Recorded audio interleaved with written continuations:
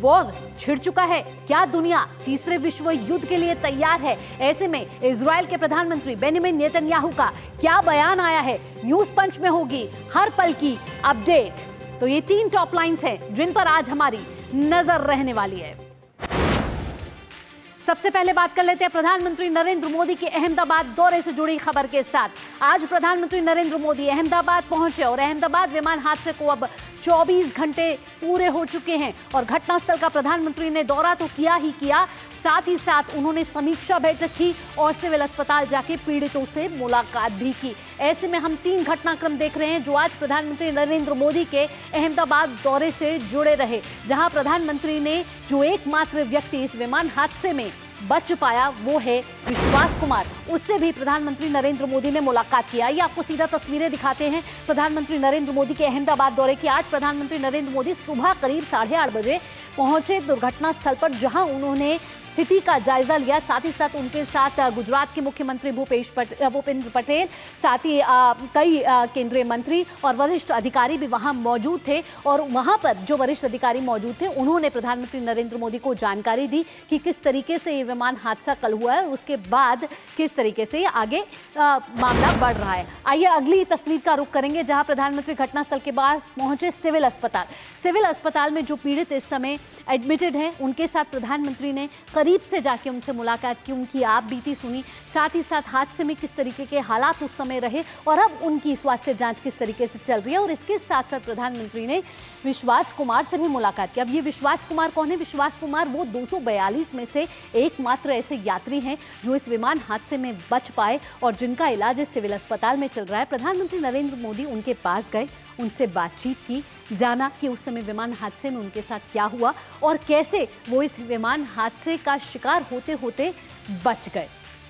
तो प्रधानमंत्री नरेंद्र मोदी समीक्षा बैठक में भी प्रधानमंत्री नरेंद्र मोदी ने अध्यक्षता की। अहमदाबाद एयरपोर्ट पर ये समीक्षा बैठक हुई जब वे घटनास्थल पे गए, उसके बाद सिविल अस्पताल गए, जिसके बाद उन्होंने वरिष्ठ अधिकारियों के साथ बैठक की। यहाँ गुजरात के मुख्यमंत्री भी मौजूद थे और समीक्षा बैठक में जो अधिकारी वहाँ मौजूद थे कि अब जाँच आगे कैसे बढ़ रही है और कैसे एक एक परत को खंगाला जाएगा और ये जाना जाएगा कि इतना बड़ा विमान हादसा आखिर कैसे हुआ। तो प्रधानमंत्री नरेंद्र मोदी खुद अहमदाबाद पहुँचकर उन्होंने पल पल की स्थिति का जायजा लिया और साथ ही जाना कि किस तरीके से अब इसकी जांच आगे बढ़ रही है। तो आज ये 3 घटनाक्रम प्रधानमंत्री नरेंद्र मोदी ने किए जब वो अहमदाबाद दौरे गए और जहां उन्होंने घटनास्थल पर पहुंच के एक तो स्थिति का जायजा लिया, वहां जाना और उस बिल्डिंग का भी मुआयना किया।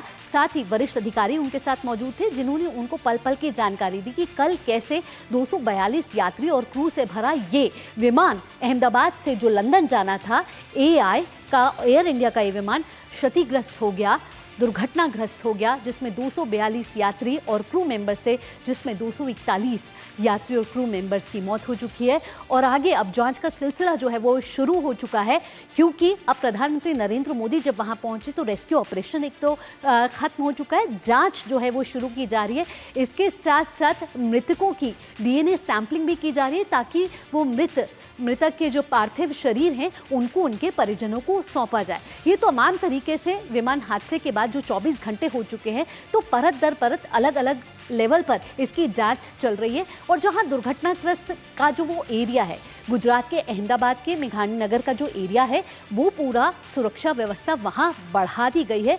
जांच शुरू हो चुकी है, फॉरेंसिक टीम वहां पहुंच चुकी है और आज प्रधानमंत्री नरेंद्र मोदी भी वहां पहुंचे।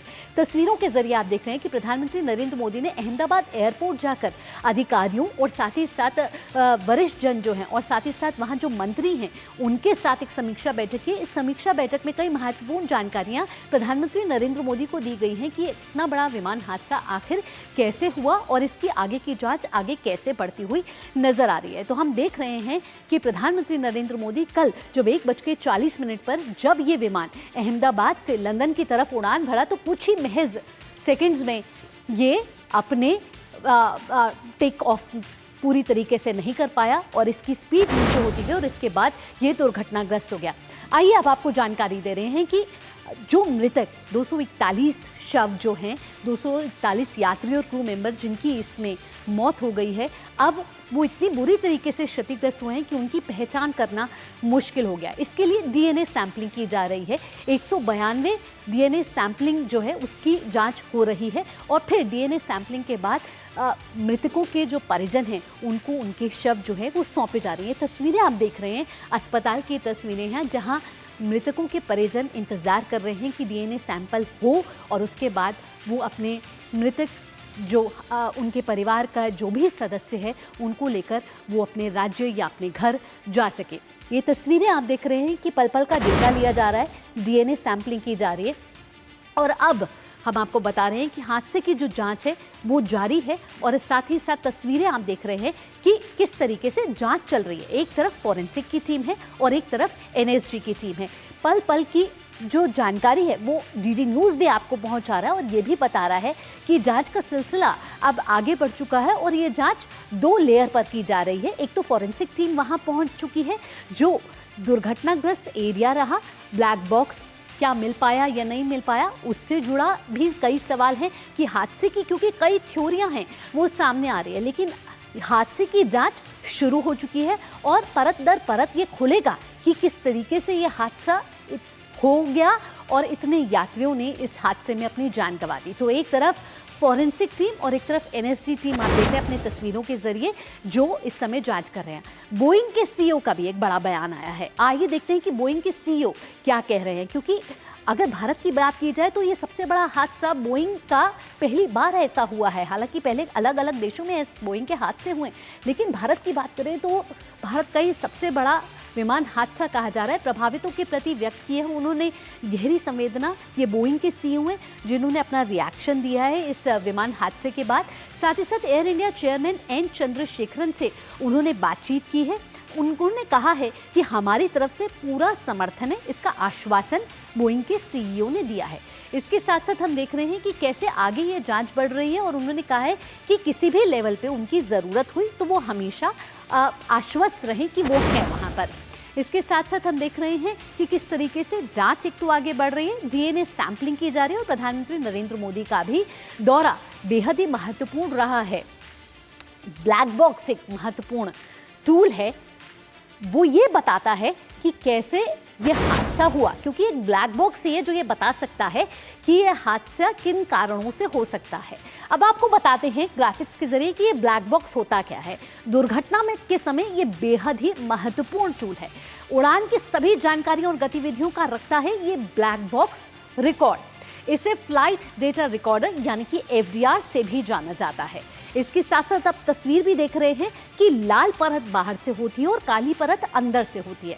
मजबूत धातु टाइटेनियम से बना होता है, इसलिए टाइटेनियम से बना होता है ताकि जब हादसा हो भी जाए तो इसके टूटने की गुंजाइश कुछ ना रह जाए और उसमें जो रिकॉर्ड बुक हुए हैं वो आगे उसकी जानकारियां जो हैं जब शिनाख्त हो तो उसके लिए की जा सके। 1950 के दशक में इसका शुरू हुआ था इस्तेमाल और इसके बाद इसके इस्तेमाल के शुरू होने के बाद एक ब्लैक बॉक्स महत्वपूर्ण टूल हो जाता है ये जानने के लिए कि विमान हादसे की वजह क्या क्या हो सकती है। बॉक्स को प्लेन के पीछे रखा जाता है। सामान्य ब्लैक बॉक्स का वजन आपको बता दें तो 4.5 किलो का होता है। इसके साथ साथ आपको बताएं ब्लैक बॉक्स के बारे में जो एक महत्वपूर्ण जानकारी दे सकता है वो है ये है कि रिकॉर्डिंग के लिए इसमें एक चिप होती है, यानी बाद में आप उस चिप को निकाल के रिकॉर्डिंग सुन सकते हैं। साथ ही साथ ये बता सकता है ब्लैक बॉक्स की विमान के दुर्घटना के कारण कुछ क्या रहे। ब्लैक बॉक्स में 2 रिकॉर्डर होते हैं। आपको बताते हैं कि ये 2 रिकॉर्डर कौन से हैं। एक है कॉकपिट वॉइस रिकॉर्डर जो वॉइस को रिकॉर्ड करता है और एक होता है फ्लाइट डेटा रिकॉर्डर यानी कि एफडीआर जिसके आपको बताया कि वो डेटा लेता है कि क्या कारण हो सकते हैं कि हादसा हुआ या कितने वो सेकंड, क्योंकि कहा जा रहा है वो 7 से 8 सेकंड महत्वपूर्ण थे। तो अब ये 7 से 8 सेकंड का रहस्य ये ब्लैक बॉक्स खोलेगा। इस समय ग्राउंड जीरो पे हमारे साथ संवाददाता भी जुड़ गए हैं, निशांत राय जुड़ गए हैं, साथ ही साथ नीरज सिंह जुड़ गए हैं। निशांत का रुख करेंगे। सबसे पहले निशांत, अगर जांच की बात की जाए, प्रधानमंत्री नरेंद्र मोदी का दौरा बेहद ही महत्वपूर्ण रहा है, इसके बाद जांच आगे बढ़ रही है। जांच के लिहाज से देखा जाए तो कितनी परतों में जांच हो रही है?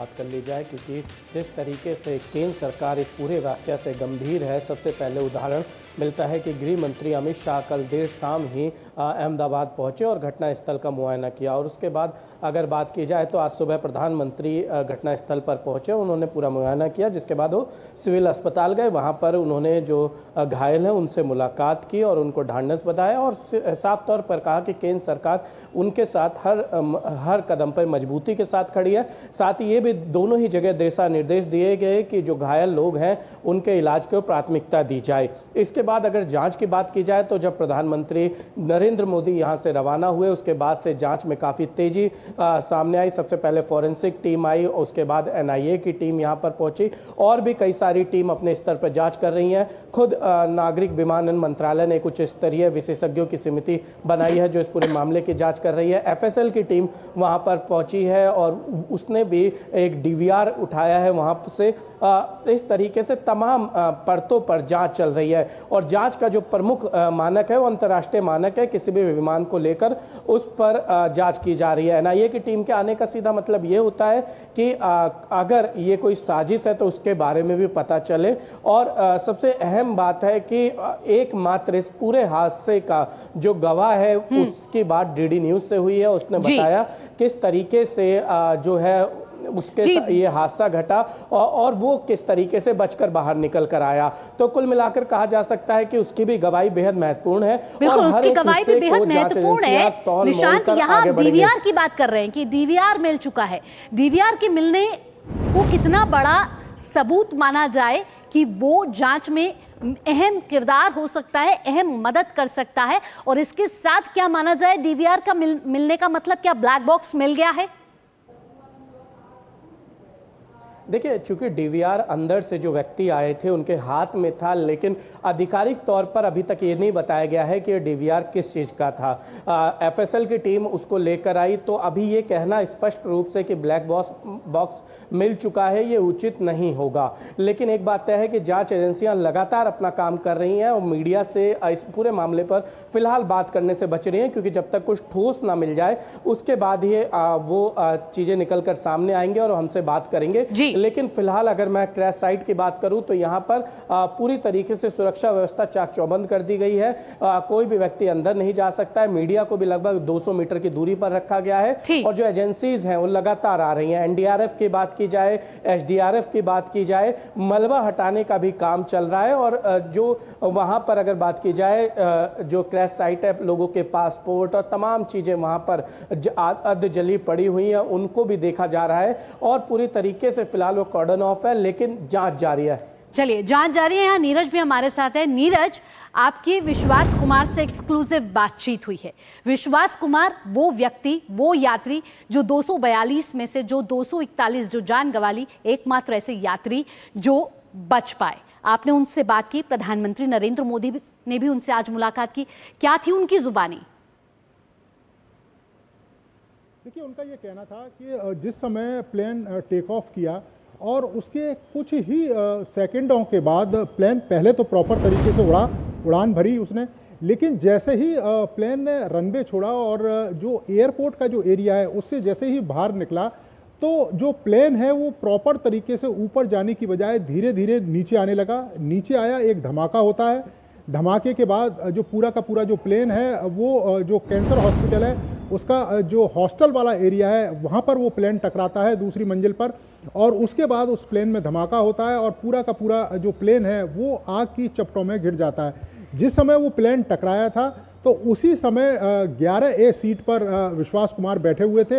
उनकी सीट के बगल का हिस्सा पूरा का पूरा फट गया। एक तरीके से कह सकते हैं कि वो जो चोट एक तरीके से लगी उस बिल्डिंग में, उस प्लेन की, उससे वो पूरा हिस्सा खुल गया और उनकी जो सीट है वो नीचे निकल कर आ गई।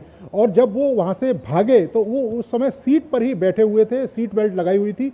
उसके बाद उन्होंने सीट बेल्ट खोली और वहाँ से निकलकर वो सुरक्षित पैदल चलते हुए बाहर आए और वहाँ पर एम्बुलेंस मिली। एम्बुलेंस के माध्यम से वो सिविल हॉस्पिटल पहुँचे। तो उनका ये कहना था कि जैसे प्लेन ने टेक ऑफ किया तो प्रॉपर तरीके से जो हवा में जाना चाहिए था वो नहीं गया और धीरे धीरे प्लेन नीचे आ गया। जैसा कि हमारे सहयोगी निशांत राय भी बता रहे थे कि जो NIA की टीम है वो पहुंची है घटनास्थल पर और बारीकी से तमाम साक्ष्यों की कह सकते हैं कि छानबीन कर रही है। और छानबीन इसलिए भी कर रही है कि कई सारे जो सवाल हैं वो भी सामने आए। आपने देखा होगा कुछ विजुअल ऐसे हैं जो दिखा रहे हैं कि प्लेन उड़ते हुए और प्लेन गिरते हुए कुछ लोगों ने उन विजुअल को बनाया। चूंकि अगर हम अहमदाबाद की बात करें तो 1:30 बजे के करीब समय था, 1:38 का वो समय था, और उस समय बहुत ही भीषण गर्मी पड़ती है, और जिसने वो वीडियो बनाया है वो छत से बनाया हुआ वीडियो है। तो क्या वो कोई किसी तरह की साजिश थी? क्या उस वीडियो को रिकॉर्ड करके किसी को भेजा जाना था? ये तमाम तरह के सवाल हैं, क्योंकि प्लेन ने जिस तरीके से टेक ऑफ किया और जिस तरीके से तमाम सुरक्षा उपायों को पूरा करने के बाद ही टेक ऑफ की उसे अनुमति दी गई, और उसके बाद मात्र कुछ सेकंडों के अंदर ही प्लेन पूरी तरीके से क्रैश हो गया। तो आखिर क्या मानवीय भूल थी, तकनीकी भूल थी, क्या प्लेन से कोई चीज़ टकराई थी या प्लेन किसी चीज़ से टकराया था? ये तमाम सवाल हैं जो जाँच एजेंसियाँ हैं जब पूरी तरीके से जांच कर लेंगी अंतर्राष्ट्रीय मानकों के अनुरूप, तो पता लग पाएगा कि आखिर क्या कारण था। क्योंकि आप देखें कि जब प्लेन रनवे पर पहुंचा था तो उसे तमाम अनुमतियां दी गई थी। वो उसका जो टायर है वो चेक किया गया था, उसमें फ्यूल कितना है, फ्यूल कैपेसिटी चेक की गई थी, प्लेन का पूरा वेट कितना है वो चेक किया गया था, प्लेन के इंटरनल इलेक्ट्रॉनिक डिवाइस हैं वो प्रॉपर तरीके से काम कर रहे हैं कि नहीं कर रहे हैं वो चेक किए गए थे। इसके अलावा जो प्लेन के जो ब्रेक हैं वो प्रॉपर तरीके से काम कर रहे हैं कि नहीं वो चेक किए गए थे। तो ये तमाम जो चीज़ें हैं वो चेक करने के बाद ही प्लेन को रनवे पर जाने की, रनवे 23 पर जाने की अनुमति दी गई थी। लेकिन उसके बाद कुछ ही सेकंडों में आप देखते हैं कि प्लेन उड़ता है और अचानक से जो पास का इलाका है, एयरपोर्ट के पास का इलाका है वैज्ञानिक नगर, वहां पर वो प्लेन गिर जाता है। तो निश्चित तौर पर कई सारे सवाल हैं जो खड़े होते हैं। बिल्कुल, कई सारे सवाल हैं जिनका जवाब हमें आने वाले वक्त में मिलेगा। लेकिन शुरू के प्री एनालिसिस लगाना ये भी कुछ ठीक नहीं होगा, क्योंकि अंतर्राष्ट्रीय मानकों के हिसाब से जांच शुरू हो चुकी है। लेकिन सवाल कई हैं, क्योंकि कुछ महज सेकंड की बात थी जब 241 यात्रियों और क्रू मेंबर्स ने अपनी इस दर्दनाक विमान हादसे में जान गंवा दी। फिलहाल निशांत और नीरज, तमाम जानकारियों के सहित आपका बहुत बहुत धन्यवाद न्यूज़ 5 में। अगली खबर का रुख करेंगे और अगली खबर का रुख करेंगे